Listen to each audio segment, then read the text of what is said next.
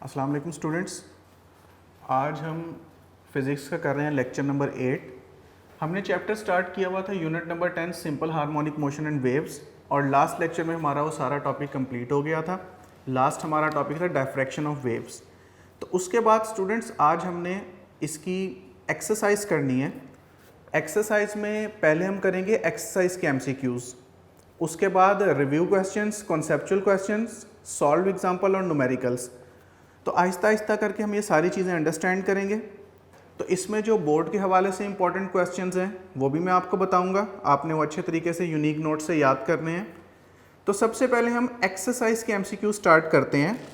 Students, exercise के MCQs आपने इस तरह से देखने हैं कि बोर्ड के पेपर में 12 एमसीक्यूज़ आते हैं, 9th में भी 12 आते हैं, 10th में भी 12 आते हैं, और 12 में से कोई 7 या 8 एमसीक्यूज़ ऐसे होते हैं जो एक्सरसाइज के एमसीक्यूज़ होते हैं।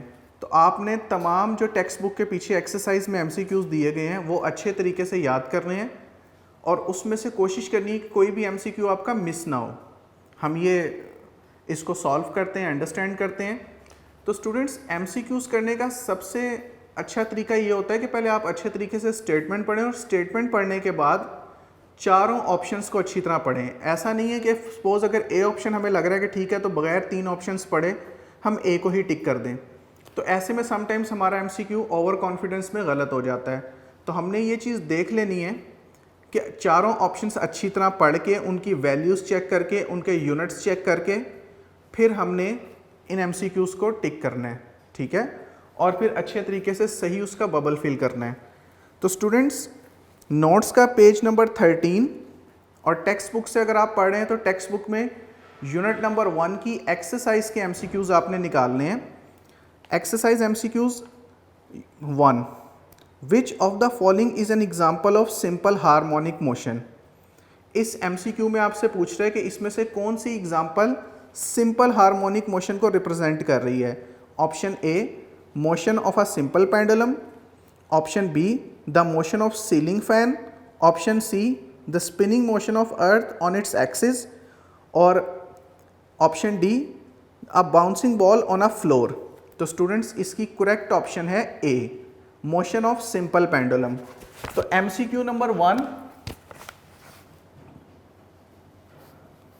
Correct option A, motion of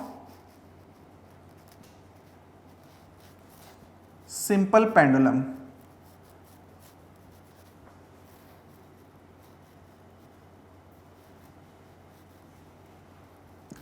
simple pendulum की मोशन सिंपल हार्मोनिक मोशन होती है, जबकि motion of ceiling fan rotatory motion होती है। Spinning motion of the earth on its axis, ये भी रोटेटरी मोशन होती है।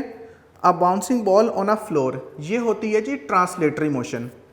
उसके बाद MCQ 2, if the mass of the Bob of a simple pendulum increased by a factor of 3, the period of the simple pendulums motion will. अगर किसी simple pendulum में pendulum के बॉब का मास 3 टाइम्स कर दिया जाए, the period of pendulums motion will, तो motion जो सिंपल पेंडुलम की मोशन है उसका टाइम पीरियड क्या होगा। इसके 4 options, A, B increase by a factor of 2, B remains the same, C, B decrease by a factor of 2, और D, B decrease by a factor of 4। Students, इस MCQ में आपसे ये पूछ रहा है कि अगर सिंपल पेंडुलम के बॉब का मास 3 टाइम्स कर दिया जाए तब उसके टाइम पीरियड पर क्या फ़र्क पड़ेगा। तो हम इसको फॉर्मूले से देखते हैं। एमसीक्यू नंबर 2, सिंपल पेंडुलम में टाइम पीरियड का फॉर्मूला होता है T is equal to 2 pi L over G under root. तो इस फॉर्मूले से हमें क्लियरली नजर आ रहा है कि सिंपल पेंडुलम के टाइम पीरियड के फॉर्मूले में मास कहीं नहीं है। The time period of simple pendulum is independent of मास। तो जब सिंपल पेंडुलम का टाइम पीरियड मास से इंडिपेंडेंट होता है तो सेकंड वाले एमसीक्यू में फिर करेक्ट ऑप्शन होगा बी, रिमेन्स द सेम। तो ये चाहे जैसे मर्जी एमसीक्यू आ जाए कि अगर सिंपल पेंडुलम का मास कम कर दिया जाए, ज़्यादा कर दिया जाए, तो इसका correct option remains the same. Simple pendulum का टाइम पीरियड पर उसके मास का कोई फर्क नहीं पड़ता। तो ये चीज़ आपने याद रखनी है। The time period of simple pendulum is independent of mass. उसके बाद students MCQ 3, third MCQ, which of the following devices can be use to produce both transverse and longitudinal waves. इसमें से कौन सा डिवाइस ऐसा है जो ट्रांसफ़र और लॉन्गिट्यूडनल वेव्स दोनों प्रोड्यूस करने के लिए इस्तेमाल होता है? A string, a ripple tank, a helical spring, slinky और अ ट्यूनिंग फोक। तो स्टूडेंट्स हमने अपने चैप्टर में पढ़ा कि जो स्लिंकी स्प्रिंग है, हेलिकल स्प्रिंग है, उससे हमने लॉन्गिट्यूडनल वेव्स भी पैदा की जब उसको हॉरिजॉन्टल मूव किया, और उससे हमने ट्रांसवर्स वेव्स भी प्रोड्यूस की जब हमने उसको वर्टिकल मूव किया। तो इसके लिए फिर option C, a helical spring. Third MCQ, C, a helical spring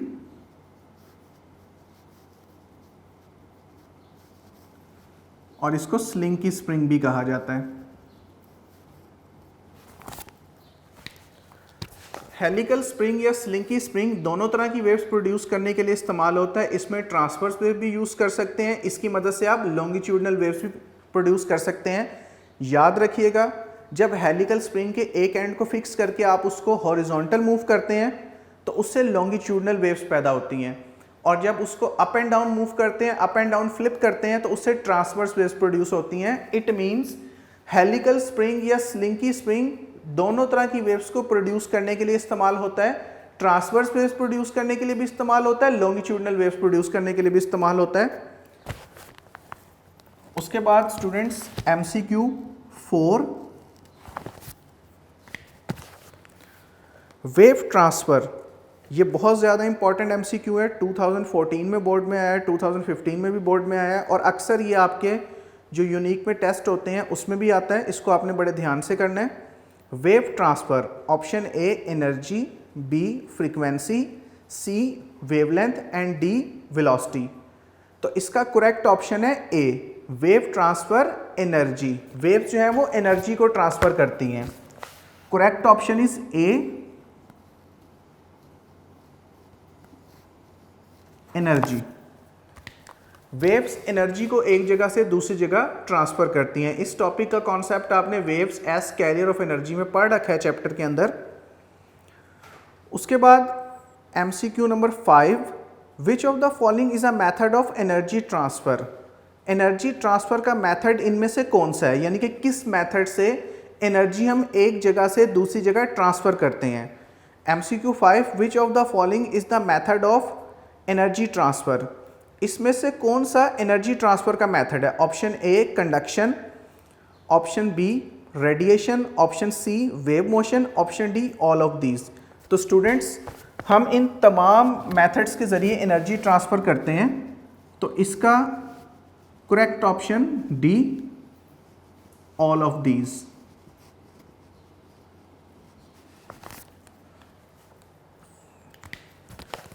ninth class में आपने पढ़ा था कि हम कंडक्शन के ज़रिए भी एनर्जी ट्रांसफ़र करते हैं, हीट एनर्जी, रेडिएशन से भी, वेव मोशन का आपने 10th क्लास में पढ़ा।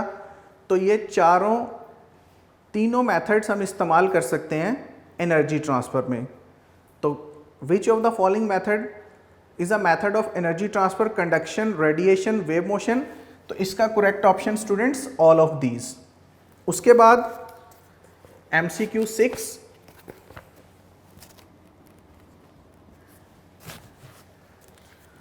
in vacuum all electromagnetic waves have the same A option speed, B frequency, C amplitude and D wavelength। तो स्टूडेंट्स ये बात याद रखिएगा कि वैक्यूम में, खला में तमाम इलेक्ट्रोमैग्नेटिक वेव्स की स्पीड सेम होती है and this is equal to speed of light, और ये लाइट की स्पीड से मूव करती हैं। तो इसका correct option A, in vacuum all the electromagnetic waves have same speed. उनकी फ्रीक्वेंसी भी चेंज हो सकती है, उनका एम्पलीट्यूड भी चेंज हो सकता है और उनकी वेवलेंथ भी चेंज हो सकती है। लेकिन वैक्यूम में तमाम की तमाम इलेक्ट्रोमैग्नेटिक वेव्स एक जैसी स्पीड रखते हैं and that is equal to speed of light. तमाम इलेक्ट्रोमैग्नेटिक वेव्स की स्पीड जो है वो स्पीड ऑफ लाइट के इक्वल होती है। तो ये चीज़ आपने याद रखनी है। इसका ऑप्शन ए कि वैक्यूम में तमाम इलेक्ट्रोमैग्नेटिक वेव्स की स्पीड सेम होती है, this is equal to speed of light. Okay students, MCQ number 7,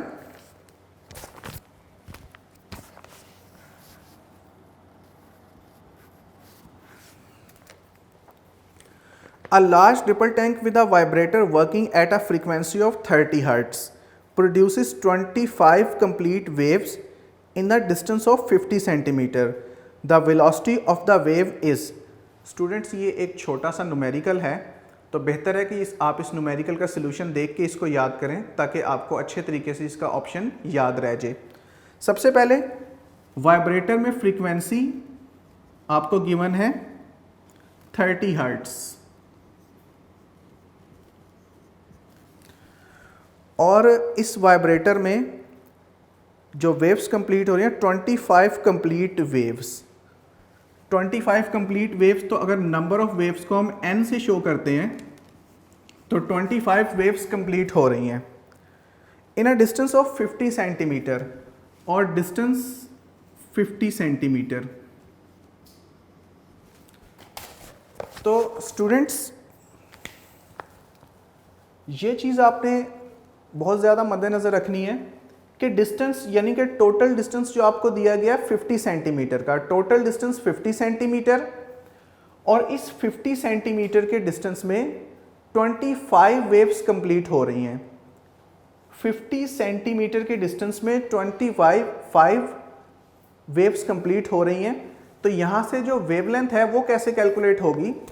यहाँ से वेवलेंथ कैलकुलेट होगी कि आप टोटल डिस्टेंस को डिवाइड कर देंगे नंबर ऑफ वेव्स पर। Total distance divided by number of waves, this is equal to wavelength. तो स्टूडेंट्स टोटल डिस्टेंस 50 सेंटीमीटर और 50 सेंटीमीटर में 25 वेव्स कंप्लीट हो रही हैं, तो वेव की वेवलेंथ आ गई जी 2 सेंटीमीटर। अब आपके पास फ्रीक्वेंसी पहले से मौजूद है, वेव की वेवलेंथ भी मौजूद है, तो according to wave equation, according to the relation v is equal to F lambda, according to the relation v is equal to F lambda, हम वेव्स की स्पीड कैलकुलेट कर लेंगे।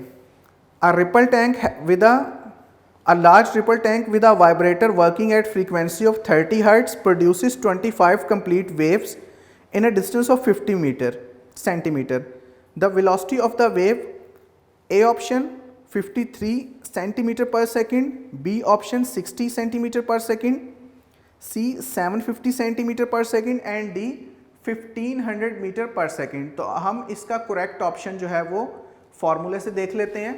V is equal to F lambda, तो F 30 और lambda 2, तो ये आ गया जी 60 सेंटीमीटर पर सेकेंड। इसका सोल्यूशन एक दफ़ा दोबारा देख लें। वैसे तो आपने खैर इसका सिर्फ करेक्ट ऑप्शन याद रखना है, सोल्यूशन आपको ज़ाहिर है एमसीक्यूज़ में नहीं करना पड़ेगा, लेकिन सोल्यूशन भी हमें पता होना चाहिए कि एक लार्ज रिपल टैंक में वाइब्रेटर की फ्रीक्वेंसी है 30 हर्ट्ज, 25 वेव्स उसमें कंप्लीट हो रही हैं 50 सेंटीमीटर के अंदर।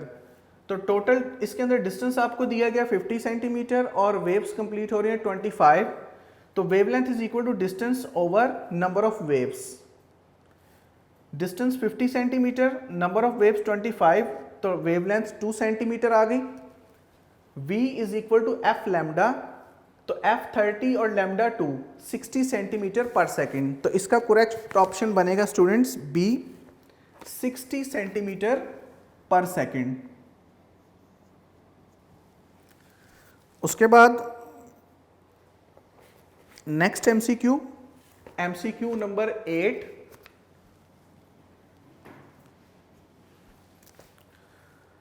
विच of the following characteristic of a wave is independent of others. Wave की कौन सी कैरेक्टरिस्टिक होती है जो बाकी तमाम कैरेक्टरिस्टिक से इंडिपेंडेंट होती है?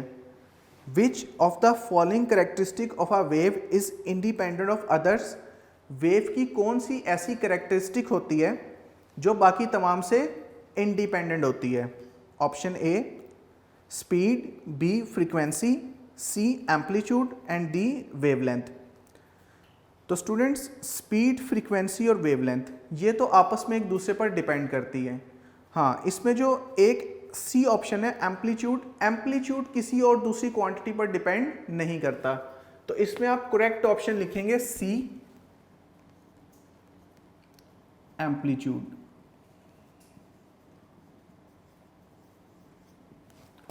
एम्पलीट्यूड का स्टूडेंट्स आपको याद है ना, it is the maximum displacement of a vibrating body from its mean position and either side of its extreme position.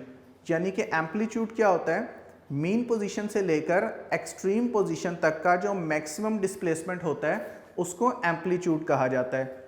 Mean position से लेकर एक्सट्रीम पोजीशन तक का जो मैक्सिमम डिस्प्लेसमेंट होता है उसको एम्पलीट्यूड कहा जाता है।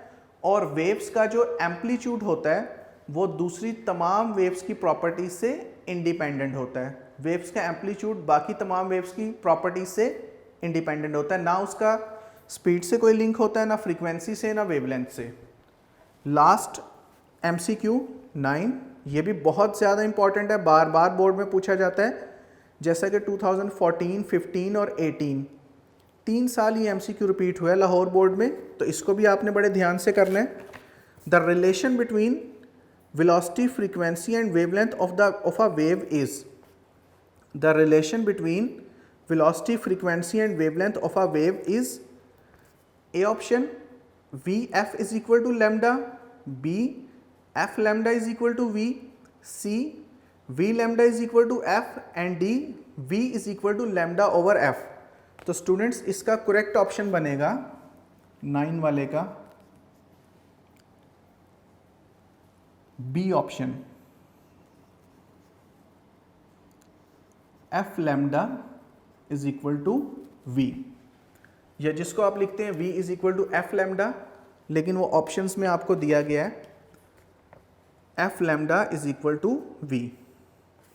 तो स्टूडेंट्स ये एक्सरसाइज MCQs जो कि एक्सरसाइज में 9 लिखे हुए हैं, ये सारे MCQs आपको बिल्कुल ज़ुबानी याद होने चाहिए और इसमें आपको किसी किस्म की कन्फ्यूजन नहीं होनी चाहिए। इसके अलावा जो नोट्स में एडिशनल MCQ लिखे हैं वो भी आपने टॉपिक वाइज याद करने हैं, एडिशनल MCQs का भी आपको पता होना चाहिए। इसके अलावा बाकी MCQs अच्छे तरीके से याद करने हैं, लेकिन जो एक्सरसाइज वाले MCQs हैं इस पे आपने स्पेशली फोकस करना है, क्योंकि बोर्ड में 12 में से कोई 7 या 8 MCQs जो हैं वो इसी एक्सरसाइज में से रिपीट होते हैं। जैसा कि मुख्तलिफ MCQs पे हमने देखा कि बार बार बोर्ड में आ रहे हैं, तो ये आपने ध्यान से करना है। इसके बाद स्टूडेंट्स हम रिव्यू क्वेश्चन स्टार्ट करते हैं MCQs के साथ। MCQs के बाद नेक्स्ट स्टूडेंट्स रिव्यू क्वेश्चंस, और शॉर्ट क्वेश्चन आपके लिए इसलिए अहमियत के हामिल हैं कि 60 में से 30 मार्क्स के ज़ाहिर है आपको शॉर्ट क्वेश्चन आते हैं।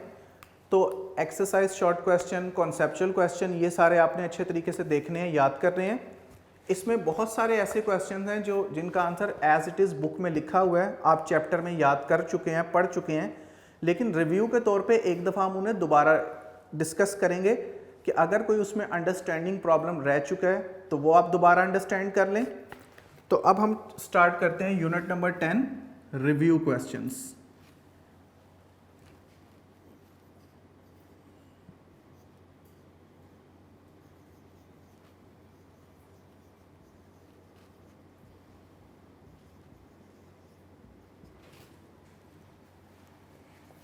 तो क्वेश्चन 10.1,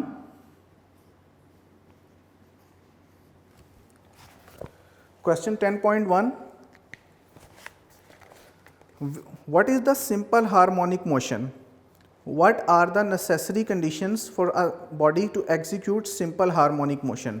या तो इसका ये क्वेश्चन है या फिर इसका क्वेश्चन बन सकता है define simple harmonic motion, write down it's 3 properties. तो स्टूडेंट इस चैप्टर के स्टार्ट पे हमने सिंपल हार्मोनिक मोशन को डिस्कस किया।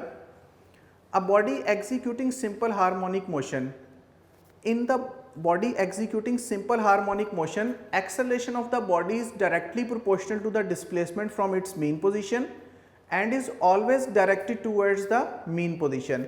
तो आपको पता है जब कोई body simple harmonic motion execute कर रहा होता है, सिंपल हार्मोनिक मोशन कर रहा होता है, तो उसमें बॉडी का एक्सेलरेशन मीन पोजीशन से डिस्प्लेसमेंट के डायरेक्टली प्रोपोर्शनल होता है। बॉडी का एक्सेलरेशन मीन पोजीशन से डिस्प्लेसमेंट के डायरेक्टली प्रोपोर्शनल होता है और बॉडी की डायरेक्शन हमेशा मीन पोजीशन की तरफ होती है।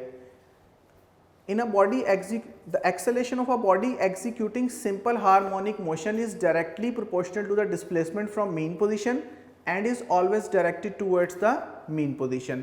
तो ये हो गई इसकी डेफिनेशन। डेफिनेशन के साथ बेशक आप इसका रिलेशन भी लिखते हैं, A is directly proportional to minus x. This is the mathematical relation of simple harmonic motion. Definition के साथ अगर आप ये लिख देते हैं बेहतर रहेगा। इसके बाद दूसरा पार्ट, ये फर्स्ट पार्ट था जिसमें आपने सिंपल हार्मोनिक मोशन की डेफिनेशन लिखी।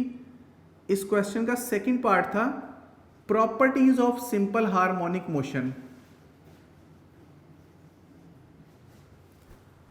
Properties of simple harmonic motion. Students, simple harmonic motion की 4 प्रॉपर्टीज होती हैं। There are 4 properties of simple harmonic motion.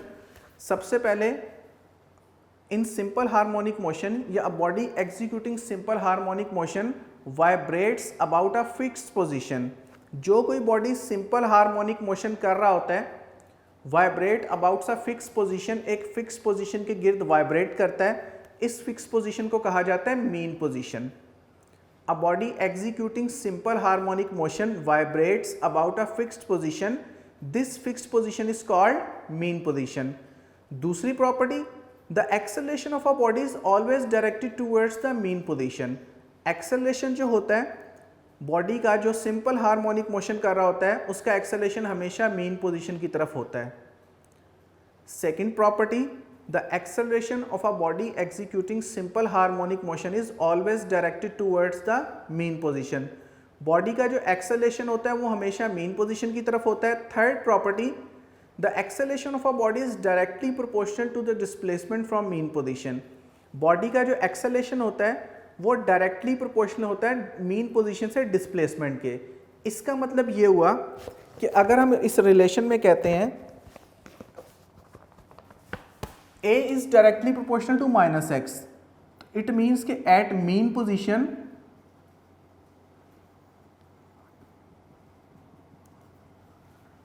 Acceleration is 0 और at extreme position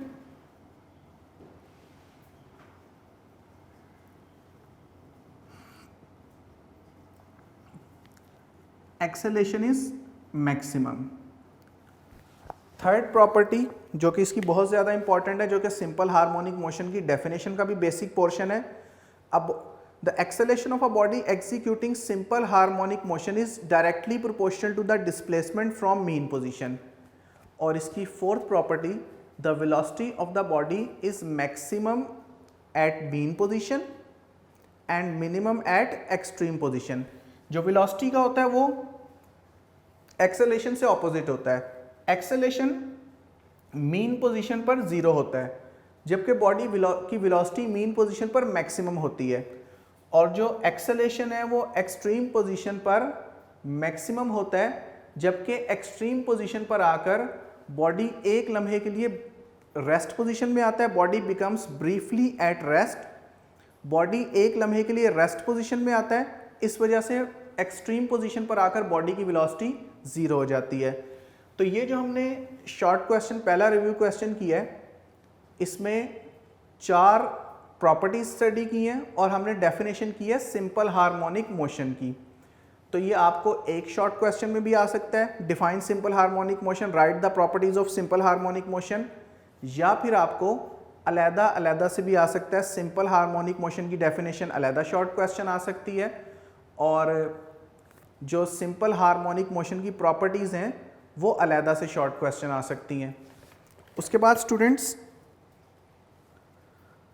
question 10.2 review question.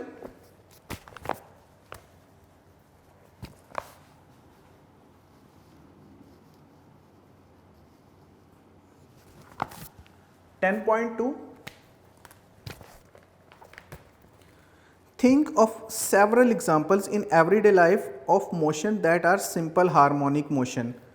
तो स्टूडेंट्स एवरीडे लाइफ में से आपने कुछ एग्जांपल्स देनी है जिसमें बॉडी सिंपल हार्मोनिक मोशन करता है। वैसे तो हमने साइंस में फिजिक्स के हवाले से mass attach to a spring पढ़ा, बॉल एंड बाउल सिस्टम, इसके अलावा मोशन ऑफ सिंपल पेंडुलम, ये सारे के सारे सिंपल हार्मोनिक मोशन करते हैं। लेकिन इसकी motion ball and bowl system को हम एवरीडे लाइफ में डिस्कस कर सकते हैं, लेकिन यहाँ पर जो एग्जांपल है up and down motion of a leaf in water pond, पानी के तालाब में जब वाटर वेव्स उसमें से पास करती हैं, वाटर वेव्स गुजर रही होती हैं, तो एक पत्ता, एक लीफ अगर आप पानी में फेंकते हैं तो उसकी जो अप एंड डाउन मोशन होती है वो सिंपल हार्मोनिक मोशन है, और ये चीज़ हम एवरीडे लाइफ में बहुत ज़्यादा ऑब्जर्व करते हैं। तो पहली एग्जांपल यहाँ पे नोट्स में दी गई है, up and down motion of leaf in water pond. Second example, motion of plucked string fixed at both ends. तो अगर आप एक स्ट्रिंग को दोनों एंड से फिक्स करते हैं, यानी कि एक स्ट्रिंग लेकर इसको दोनों एंड से फिक्स कर दिया और फिर इसको आप सेंटर से या कहीं से प्लग करते हैं, तो ये स्ट्रिंग इस तरह से वाइब्रेट करती है, अपनी मीन पोजीशन के ऊपर नीचे वाइब्रेट करती है, स्ट्रिंग के पार्टिकल्स वाइब्रेट करते हैं। This is also example of simple harmonic motion. और इसके अलावा students third example, motion of swing. अब स्विंग क्या चीज़ होती है? घरों में जो आप लोग पींग डालते हैं, यानी कि छत पे उसके मतलब फिक्स्ड कैचेस लगे होते हैं, कुंडे लगे होते हैं, उसमें आप रस्सी डाल के, 2 रस्सियाँ डाल के नीचे एक लकड़ी लगाते हैं, वो एक पींग बन जाती है, उस पर बैठ के बच्चे झूला लेते हैं, खेलते हैं। तो उस पींग की जो मोशन होती है, उस स्विंग की जो मोशन होती है, वो भी सिंपल हार्मोनिक मोशन की कंडीशंस को पूरा करती है, सिंपल हार्मोनिक मोशन को की कंडीशन को पूरा करती है। तो motion of swing is also the example of simple harmonic motion. उसके बाद स्टूडेंट्स फोर्थ एग्जाम्पल यहाँ पे लिखी है, motion of vibrating prongs of tuning फोक। अब ट्यूनिंग फोक क्या चीज़ है? ये नेक्स्ट चैप्टर में हम इसका कॉन्सेप्ट पढ़ेंगे ट्यूनिंग फोक का, कि इस तरह से ये मेटल का बना होता है, इसकी 2 प्रोंग्स होती हैं, इसकी 2 प्रोंग्स होती हैं, 2 शाखें होती हैं, इसकी किसी एक शाख को, इसकी एक प्रोंग को जब रबड़ पैड से हम स्ट्राइक करते हैं तो इसकी प्रोंग अपनी मीन पोजीशन के आगे पीछे वाइब्रेट करती है। ये इसकी मीन पोजीशन, ये 2 एक्सट्रीम पोजीशन ए और बी, तो ये दोनों, इसकी जो प्रोंग है अपनी मीन पोजीशन के इर्द गिर्द वाइब्रेट करती है, इसकी जो मोशन होती है वो भी सिंपल हार्मोनिक मोशन होती है। तो क्वेश्चन ये था students 10.2, think of several examples in everyday life of motion that are simple harmonic. हमने अपनी एवरीडे लाइफ से कुछ एग्जांपल्स देनी है जो सिंपल हार्मोनिक मोशन हो। Up and down motion of leaf in water pond, motion of plucked string fixed at both ends, motion of swing, motion of vibrating prongs of tuning fork. तो ये हमने कुछ examples दिए हैं। इसके अलावा a ball placed in a bowl, जिस topic को आपने बॉल एंड बाउल सिस्टम के नाम से पढ़ा है, वो भी सिंपल हार्मोनिक मोशन है। और एक चीज होती है पेंडुलम क्लॉक।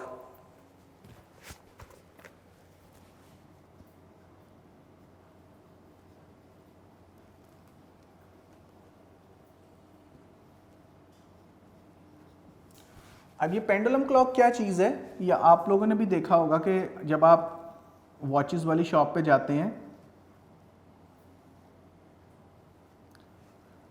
तो घड़ी होती है और इसके नीचे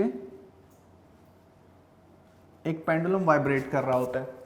तो इसको इस तरह से सेट किया जाता है कि जब पेंडुलम अपनी एक वाइब्रेशन कंप्लीट करता है, घड़ी में 1 सेकेंड टाइम आगे जाता है। तो पेंडुलम क्लॉक या सिंपल पेंडुलम, उसकी भी मोशन सिंपल हार्मोनिक मोशन होती है। तो ये सिंपल पेंडुलम तो नहीं, लेकिन पेंडुलम क्लॉक हम अपनी डेली लाइफ में ऑब्जर्व करते हैं। मुख्तलिफ घरों में लगा होता है, मुख्तलिफ वॉचेस की शॉप्स में आपने देखा होगा। उसके बाद स्टूडेंट्स क्वेश्चन 10.3, ये बेसिकली लॉन्ग क्वेश्चन भी हो सकता है। What are damped oscillations? How damping progressively reduces the amplitude of oscillation. हम इसको फुल लॉन्ग क्वेश्चन तो यहाँ पे एक्सप्लेन नहीं करेंगे, लेकिन इसका ब्रीफ सा ओवरव्यू मैं आपको ज़रूर दूंगा। Question number 10.3,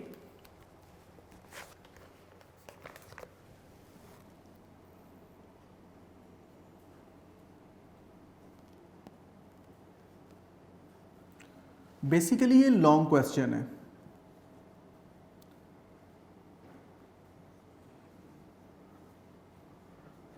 damped oscillations,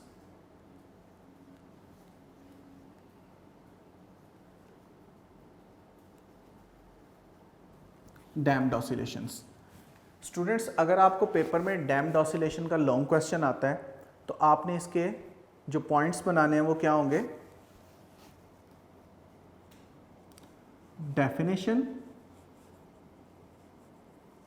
second point damped motion होती क्या है,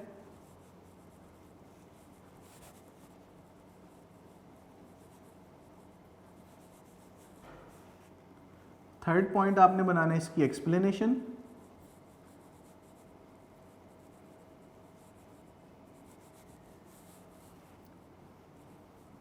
और फोर्थ पॉइंट इसकी एप्लीकेशन, और जो बुक में शॉक एब्जॉर्बर की एप्लीकेशन लिखी है।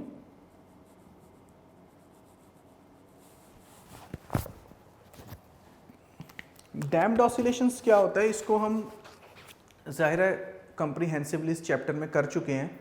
यहाँ पे हम इसका जस्ट ब्रीफ सा ओवरव्यू लेंगे, ब्रीफ सा इसको देखेंगे। The oscillations of a system in the presence of some resistive force are called damped oscillations. जो किसी बॉडी की ऑसिलेशंस होती हैं, किसी बॉडी की वाइब्रेशंस होती हैं, किसी रेजिस्टिव फोर्स की मौजूदगी में, किसी रेजिस्टेंस की मौजूदगी में, उन्हें डैम्प्ड ऑसिलेशंस कहा जाता है। और स्टूडेंट्स, डैम्प्ड ऑसिलेशंस और आइडियल ऑसिलेशंस में क्या फ़र्क होता है कि मतलब आइडियल ऑसिलेशन में, आइडियल मोशन में हम रेजिस्टेंस या फ्रिक्शन वगैरह को इग्नोर कर देते हैं। तो एक दफ़ा हम बॉडी को अपनी मीन पोजीशन से डिस्प्लेस करवा के जब छोड़ते हैं, बॉडी इनडेफिनेटली मूव करता है, हमेशा हमेशा मूव करता है under the action of restoring force. Restoring force के ज़रिए असर बॉडी इनडेफिनेटली मूव करता है। लेकिन जो रेजिस्टिव मोशन होती है, जो डैम्प्ड मोशन होती है, तमाम के तमाम सिस्टम, तमाम जो हमारे रियल सिस्टम्स हैं, उनकी जो ऑसिलेशंस होती हैं वो डैम्प्ड ऑसिलेशंस होती हैं। ठीक है, the oscillations of a system in the presence of some resistive force are called damped oscillations.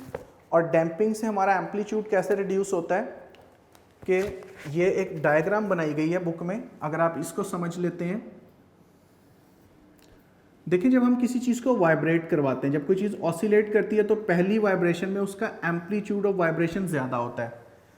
लेकिन जब एक वाइब्रेशन कंप्लीट करने के बाद बॉडी जैसे ही सेकंड वाइब्रेशन कंप्लीट करता है, जैसे ही बॉडी सेकंड वाइब्रेशन कंप्लीट करता है, उसका एम्पलीट्यूड थोड़ा सा कम हो जाता है। इस तरह बॉडी जब मज़ीद वाइब्रेशंस कंप्लीट करता जाएगा, उसका एम्पलीट्यूड कम होता जाएगा और थोड़ी देर बाद बॉडी का एम्पलीट्यूड हो जाता है ज़ीरो। तो क्या हुआ, जो हमने इसको मैकेनिकल एनर्जी दी थी, या बॉडी को जो मैकेनिकल एनर्जी मिलती है वाइब्रेट करने के लिए, फ्रिक्शन की शक्ल में कुछ देर बाद जो एनर्जी है वो, जो हमारी मैकेनिकल एनर्जी है वो वेस्ट होती चली जाती है in the force of friction, in the form of friction. तो ऐसा सिस्टम जिसमें रेजिस्टिव फोर्स या कोई फ्रिक्शन की फोर्स एक्ट कर रही होती है, उस सिस्टम को कहा जाता है डैम्प्ड सिस्टम। और ऐसी ऑसिलेशंस जिसमें कोई रेजिस्टिव फोर्स मौजूद होती है, कोई रेजिस्टेंस या फ्रिक्शन मौजूद होती है, उस सिस्टम को कहा जाता है डैम्प्ड। और ऐसी ऑसिलेशंस को डैम्प्ड ऑसिलेशंस कहा जाता है। उसके बाद बेटा नेक्स्ट क्वेश्चन है 10.4, how can you define the term wave, elaborate the difference between mechanical and electromagnetic waves. तो बेसिकली इस क्वेश्चन के 3 पार्ट्स हैं। सबसे पहले आपने वेव्स को कैसे डिफाइन करना है, और वेव की डेफिनेशन करने के बाद अब आपने डिफरेंशिएट करना है मैकेनिकल वेव्स को और इलेक्ट्रोमैग्नेटिक वेव्स को, मैकेनिकल वेव्स और इलेक्ट्रोमैग्नेटिक वेव्स। तो ये क्वेश्चन आपको हो सकता है तीनों पार्ट्स एक साथ ना आए। समटाइम्स आपको शॉर्ट क्वेश्चन ऐसे आ सकता है जी, define waves, give example, define waves, give example.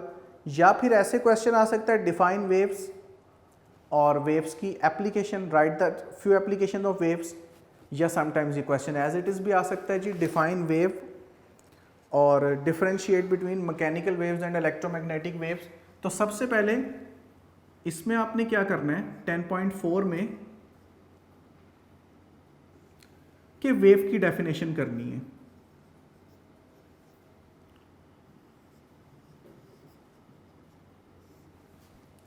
Chapter में हम ये डेफिनेशन याद भी कर चुके हैं, जब इसका लेक्चर हुआ था वेव मोशन का हम ये लिख भी चुके हैं, लेकिन एक दफ़ा हम इसको दोबारा रिव्यू करते हैं। A wave is a disturbance in a medium. A waves is a disturbance in a medium in which causes the particles of medium to undergo vibratory motion about their mean position, which causes the particle of medium to undergo vibratory motion about its mean position after equal intervals of time. A wave is a disturbance in a medium which causes the particles of medium to undergo vibratory motion about its mean position after equal interval of time.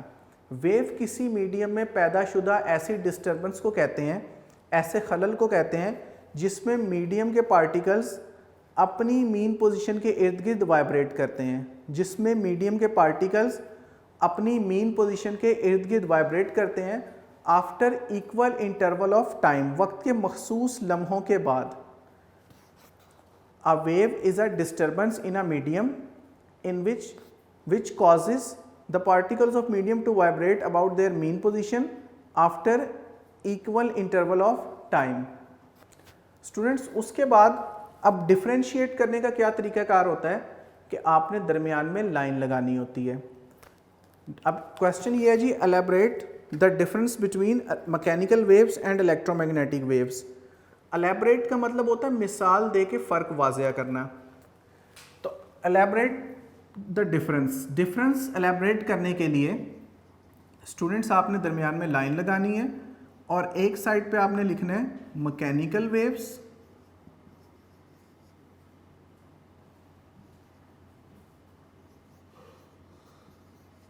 और दूसरी side पे electromagnetic waves.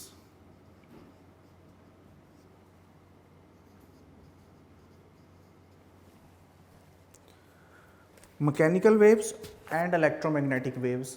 तो सबसे पहले students आपने mechanical waves की definition, उसकी example, और फिर इलेक्ट्रोमैग्नेटिक वेव्स की डेफिनेशन, उसकी एग्जांपल। तो पहले mechanical waves definition, a wave which require any material medium for its propagation is called a mechanical wave. A wave which require any material medium for its propagation are called mechanical waves. वो waves जिनको propagate करने के लिए, जिनको एक जगह से दूसरी जगह जाने के लिए किसी मीडियम की ज़रूरत पड़ती है, किसी मीडियम की ज़रूरत पड़ती है, उन्हें कहा जाता है mechanical waves. Uh waves which require any material medium for its propagation are called mechanical waves. और मैकेनिकल वेव्स में water waves, sound waves, waves produce in spring and string. Mechanical waves की जब आप एग्जांपल्स देंगे तो mechanical waves की examples में, अच्छा स्टूडेंट्स, उसके बाद इलेक्ट्रोमैग्नेटिक वेव्स, इसकी भी आपने डेफिनेशन और साथ एग्जांपल।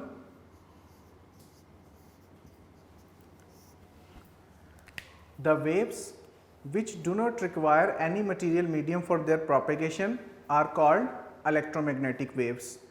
वो waves जिनको एक जगह से दूसरी जगह propagate करने के लिए किसी मीडियम की ज़रूरत नहीं पड़ती, वो waves जिनको एक जगह से दूसरी जगह propagate करने के लिए किसी मटीरियल मीडियम की ज़रूरत नहीं पड़ती, उन्हें कहा जाता है electromagnetic waves. The waves which do not require any material medium for their propagation are called electromagnetic waves.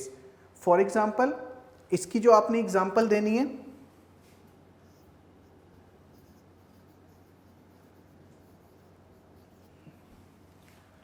Heat waves, light waves, X rays, television waves, radio waves, ये सारी की सारी इलेक्ट्रोमैग्नेटिक वेव्स हैं।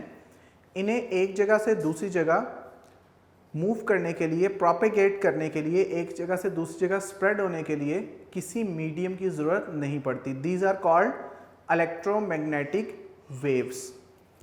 स्टूडेंट्स, ये हमारा आज का लेक्चर था कि हमने पहले इसकी यूनिट नंबर 10 की एक्सरसाइज के 9 MCQs किए और 9 MCQs करने के बाद फिर हमने एक्सरसाइज के